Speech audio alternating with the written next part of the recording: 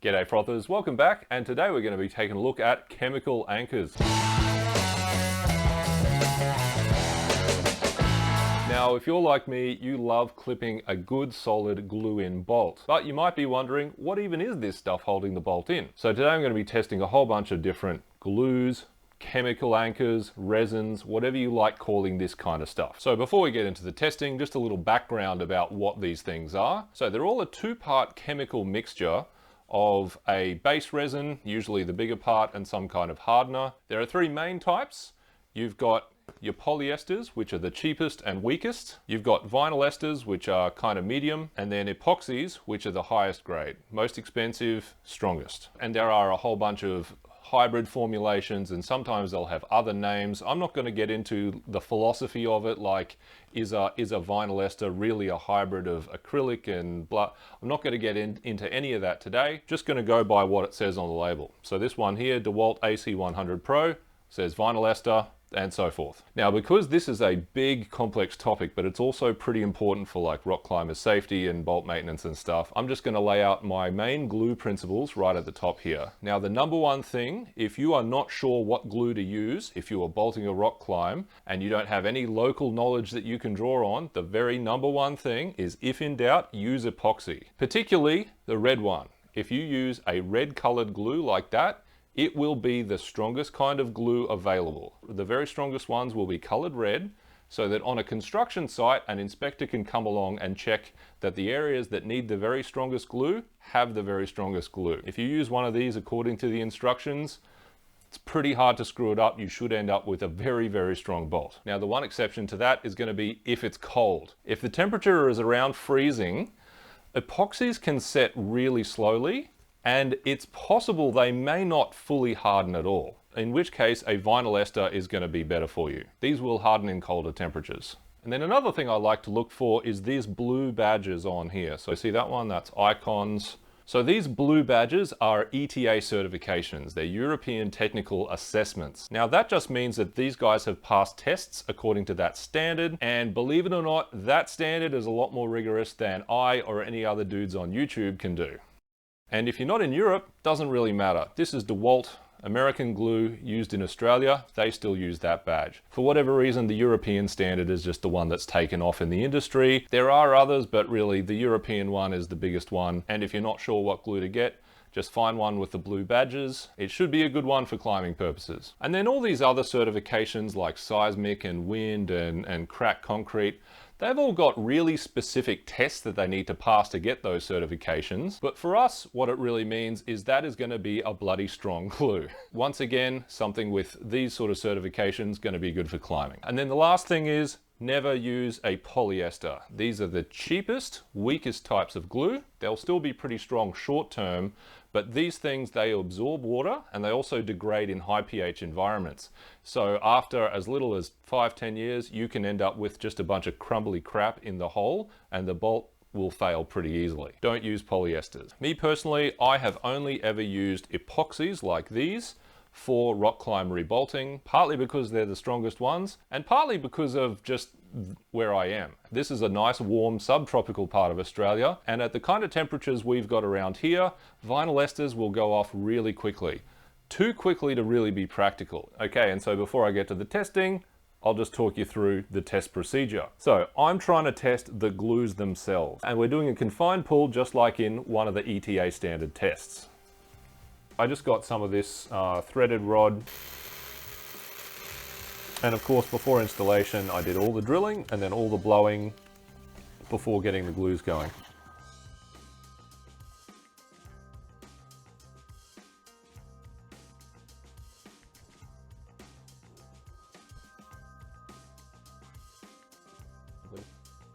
And so to pull these bolts out, I've got this hydraulic ram. It's a hollow ram, and I've got a coupler on the end there. And I just got a hand pump with a pressure gauge on there, so I just read the maximum pressure off there. So pressure is force over area. And from the manufacturer, we know the area of the cylinder inside here. Then that'll tell us the force the ram is generating. But of course I did compare this hydraulic reading to another load cell I have, and yeah, they came out pretty close. But I really want to concentrate all the force on the glue. So I use this ball joint puller to rest the ram on there, and then that way that'll protect most of the concrete.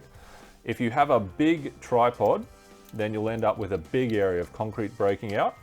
And I actually want to test the glue, not the concrete. So we're just going to be pulling through this smaller hole here. So why not use climbing bolts for this testing? Well, check this out.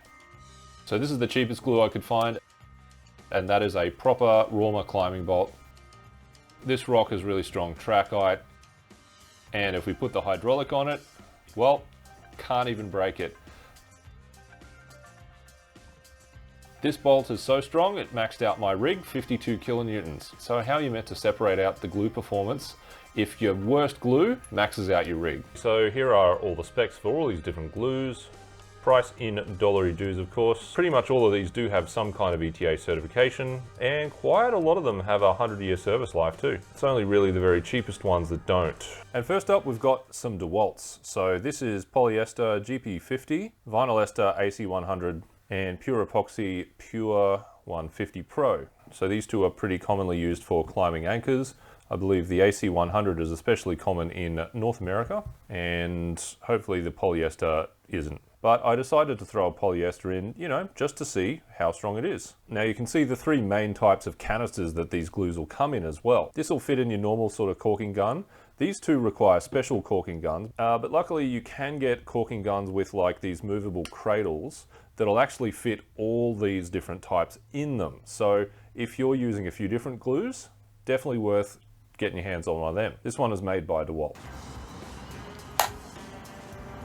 And she's done.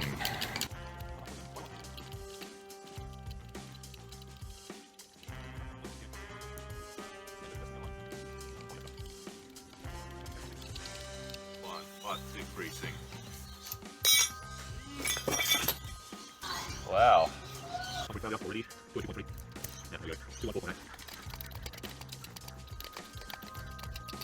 Alright, so after that testing, we got a pretty good idea of how strong these guys are. Polys and vinyls, they're pretty much always grey and sandy. They got some kind of sandy filler stuff in there just to improve the compressive strength, make them a bit cheaper, but they pretty much always just look like mortars. Now the epoxies are a totally different beast. They are smooth, they don't usually have much of a filler in there. They might have a very fine something in there, but usually they're very smooth. They're often bright red like that, and they are strong as buggery. Look at that. So this guy had steel failure, and then once the concrete started crumbling away, then we ended up with concrete failure. And then to compare the three examples together, we could see the polyester basically ripped out where the glue is in the threads of the steel there, so the glue sheared off there. Vinylester, it is stronger, so I guess more compressible you could say, or more resistant to shear. So that pulled out where it joined the concrete, and then the epoxies ripped out all these big chunks of concrete. The epoxy wins because it is so adhesive, it actually sticks to the concrete better than the concrete sticks to itself. That's if the steel doesn't break first. And because it's taken me 18 months to do this bloody video, DeWalt has actually come out with a new glue in that time. So I did check the ingredients. The Pure 500 Plus is a different formulation to the Pure 150 Pro, but they're both red, they cost the same tubes and everything. Why I'm excited about this is because they've changed the nozzle. Look at that. So the new formulation comes with this little mixing nozzle here. So you can actually get that in a 10 or 12 millimeter hole without using an extender. And also if you're out gluing up a root, you've got a lot less length hanging off your harness. So I really like that.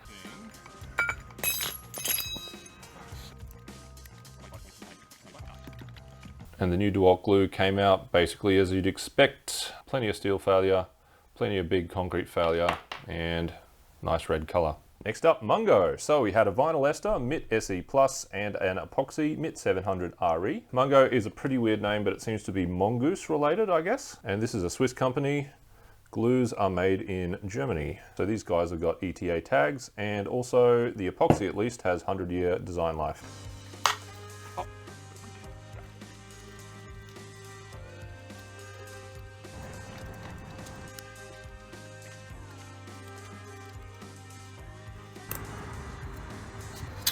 Look at that. She's strong. And how did the Mung go? Well, about how you'd expect. Big difference here is we didn't actually get a steel failure on the epoxy. We can see why, so I kind of screwed up the installation. There is a big air bubble in that one. Still got very, very strong, just no steel failure. Vinylester, pretty standard. We had, you know, glue failure and the glues. Vinylester, sandy gray as usual, but the epoxy, smooth gray. Look at that. Now, one thing I did notice about this, I think the Mungo is slightly runnier than the DeWalt's. So I did do a few samples in these cups here as well, and you can kind of see, so the DeWalt's faded. This was outside for a couple of weeks. The Mungo kind of slumped a little bit more than the DeWalt does. So just be aware of that, slightly runnier. And just with any epoxy, of course, if you dribble this on the rock, try not to, because in removing it, you are going to rip off a chunk of rock probably. Pretty much every epoxy takes off the surface like that. Look at that, it's taking concrete with it. Next up, Sika 3001. I believe this is the new version of this one, Sika AnchorFix 3. And what you commonly get in Australia is this little pack here. So that's 250 mil. That's nice because it fits in a regular size caulking gun. Don't need to lug one of these bloody things up the wall with you. Sika comes with this little plug thing in the top as well. And sometimes that's really hard to remove. So, you know, if you're out at a crag, I mean, it's a good idea to have some kind of multi-tool on you anyway if you're bolting. Just try and have one of them in case you can't actually get the little plug out there. The other thing with these canisters is you got your components front and back, and so the plunger and those bags and stuff inside, they still take up room. So this will run out probably around there. You won't get all the way to the end with one of these canisters, unfortunately. Just be aware when you're gluing, when you get to about there, you're pretty much done. Okay. And how did the Sika go? Well, that was the single strongest pull out of any test. Right there, steel failure. The color is this kind of grey brown sort of color. And as you can tell by how smooth that is, it is a little bit runnier. Here's a blob as well. So just be aware that, you know, it might be sagging a little bit more than some of the others, but it's still perfectly fine to use, and she is strong as hell. And next up is Ramset. So this is an Aussie brand, which is now owned by ITW. That's Illinois Tool Works up in America. They make redheads, I think, and some other fastener stuff. So you may get similar things up there. So these are the three most common ones you can just get in our big green hardware chain here. And unfortunately, they come in a non-standard kind of canister size. So the Vinylester has this tap thing on there, which doesn't fit in some guns. And then their epoxy, it is a 3-to-1 mix still, but it comes in this kind of canister. So it's not like your regular, you know, Vinylester sized one. And it's definitely not like your regular epoxy kind of canister. So unfortunately, you need to get this applicator here, and that is the most expensive applicator I've ever found. And it just has these two coaxial plungers going on here. So yeah, it's a bit annoying, but obviously it's been working for them.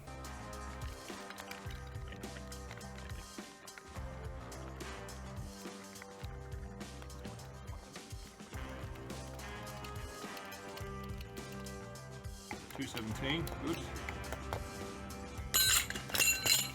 Oh yeah. And how'd the Ramset go? Well, pretty much how you'd expect. Firstly, they're all grey. Pretty standard failure modes. We've got the glue shearing off on the polyester, bolt pulling out on the Vinylester, and then for the epoxy we got steel failure, or we got a giant chunk of concrete ripped out. I was kind of surprised by that because the epoxy seemed to have some mixing problems. I did use the supplied nozzle, but even after a week this epoxy sample seemed a little soft. Although now it's a couple months on again, it does seem good and hard. This polyester turned out to be the very weakest one out of all my glues that I've tested. Even though you remember at the start, that Rauma Superstar I couldn't get out for the demonstration. So that's why with this testing, I had to use these little studs. Because if you can still get 20 kilonewtons with the worst glue around, how are you gonna actually separate the glues out? So why shouldn't you use a polyester for a climbing bolt? Well, they can degrade pretty quickly. They tend to be a little bit porous and can absorb water. So here's a couple of chunks of this exact same stuff that I just left in water for 3 days, and I think that was 1 day. And so compared to the original, look at that. That has been permanently altered by just being in a little bit of water. And yeah, it's just the surface at the moment, but you know, imagine 10 years underwater, she's gonna be crumbling. Other glues like this vinyl, half in water, didn't really change. And this epoxy, that end was in water, beautiful, completely untouched. So that's one of the reasons you shouldn't use polyesters they're not going to last so long. Next up is Fischer. So this is the FIS-EM Plus. Fischer actually has a whole bunch of epoxies. Some of them are kind of whitish, some of them are grey. I think there's a red one too. Fischer's a German company, big fastener manufacturer up there. This stuff is made in Germany. It's got ETA, it's got a 100-year service life. They even say that it might be 120, which is pretty cool. So I have used this one and a couple of other Fischer glues as well. These ones are nice because you can get them in this sort of medium-sized container. That's not as big as your regular epoxy container. So for climbing, quite nice to have a smaller, lighter unit. You can get this Fischer gun. I don't know what other brands would fit in here, but that is quite a bit smaller than your regular epoxy gun, so small and light, and it also doubles as a regular size caulking gun. Oh, she's gonna go soon. 260. Ooh. And how do the Fischer do? Pretty damn good. Steel failure all around. And out of interest, this is a bolt that was stuck in with some other Fischer glue. It's a kind of very light grey or even white, but this is a great example of what happens with epoxies. So this bolt was chiseled out of the rock, it wasn't pulled, but you can see that where the glue meets the rock, it's actually taken this little skin of rock with it. And you can even see the drill bit shape in the bottom of the hole right there. See the little nubbin? So that's basically what epoxies are doing. If you are going to remove an epoxy, you've got to rip a chunk of that rock out because she is bonded. Look at that. Anyway, very cool. All right, and next up is Iccons. They're an Aussie company, although their glues are made in the EU. That's all of these ones here are. And we've got a Vinylester, we've got our very first hybrid that we're testing, and then 2 epoxies. Vinylester seems pretty standard. The hybrid, they reckon it is stronger, extreme strength, stronger even than the epoxy. I'll believe it when I see it. And this is meant to be a fast setting formula. Now it's said that they used to just repackage the Powers glue, so I don't know what the deal is now that Powers is owned by DeWalt, but just like DeWalt, they've just launched a new Gen 3 formulation of epoxy. So this one, I guess, is Gen 2. They seem more or less the same. They've got, you know, similar certifications, all that kind of stuff, non-toxic, all that business. I'm not getting super excited about a Gen 3 glue unless I know, you know, what the point of it is, because if we're already breaking the steel or the concrete on our bolt, like, it's not going to improve our situation any.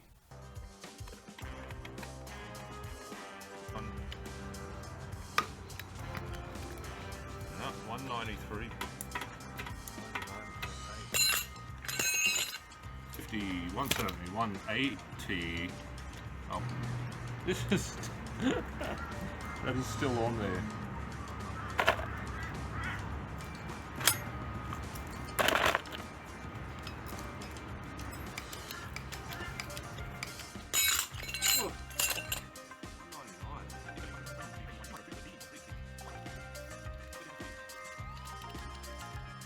And the Iccons turned out pretty well. Big surprise there. The hybrid, the extreme strength hybrid, was actually weaker than the regular Vinylester.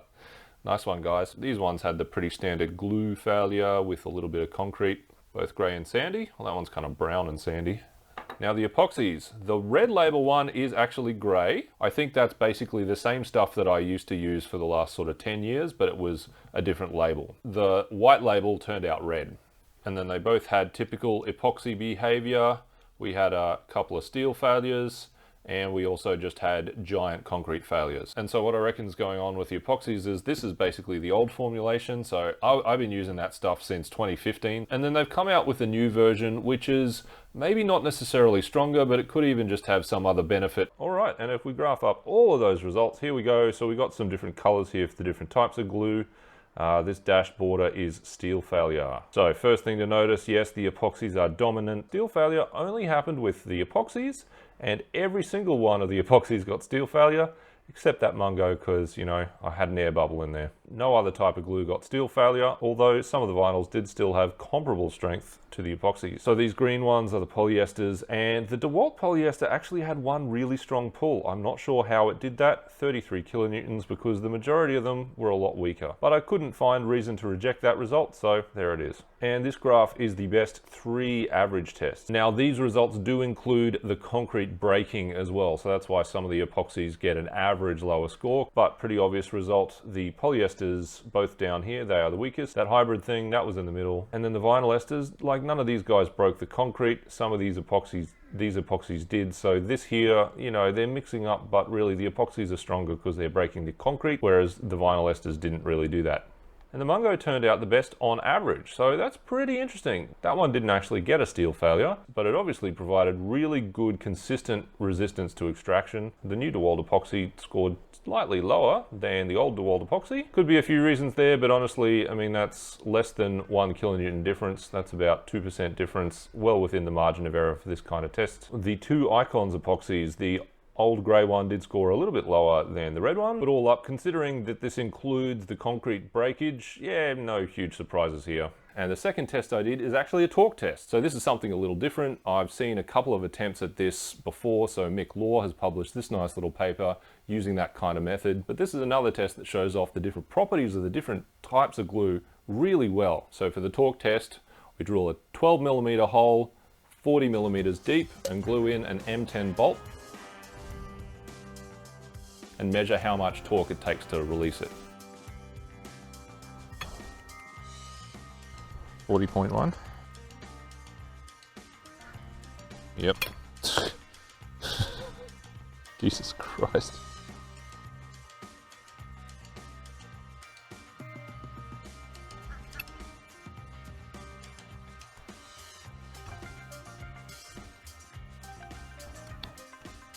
$82.5. So here we go. So there is a very clear difference between the stickiness of the epoxies and all the other types. So this gives you an idea that if you need to glue anything down, or if maybe you're not recessing your bolts, you should be, but maybe if you don't recess your bolts and you don't want them to be rotating in the hole, you know, epoxies are going to prevent all that kind of stuff a lot better. Whereas the polyesters, vinyl esters, and even this hybrid here, they're more like a grout or a mortar. They fill in the hole, they plug up all the gaps, but they're not really very adhesive. They're not very sticky. And one of the epoxies, the old DeWalt, actually broke all its bolts too. So yeah, good stuff. So the tension testing didn't really show much of a difference between the epoxies, the vinyl esters, the polyesters, but this torque test really did. So yeah, a bit of an unconventional test, but I'm glad I did it because this is very useful data. And there are all the results in the one table. So we got best 3 average, we got the best single pull, and then the average torque. I ran out of those little bolts, so I couldn't torque test every single one, but hey, that's how it goes. Now, believe it or not, that is just a little taste of the amazing world of chemical anchoring as applied to rock climbing. In future, I am going to do a more technical video going into a bit of the chemistry and all of that sort of stuff. So if you're keen to see that, let us know and I'll try and prioritize it. And if not, I don't know, you want another ohm video? I don't know. Let us know in the comments. So anyway, for all this, thanks for watching. Happy gluing, and I'll scratch you later.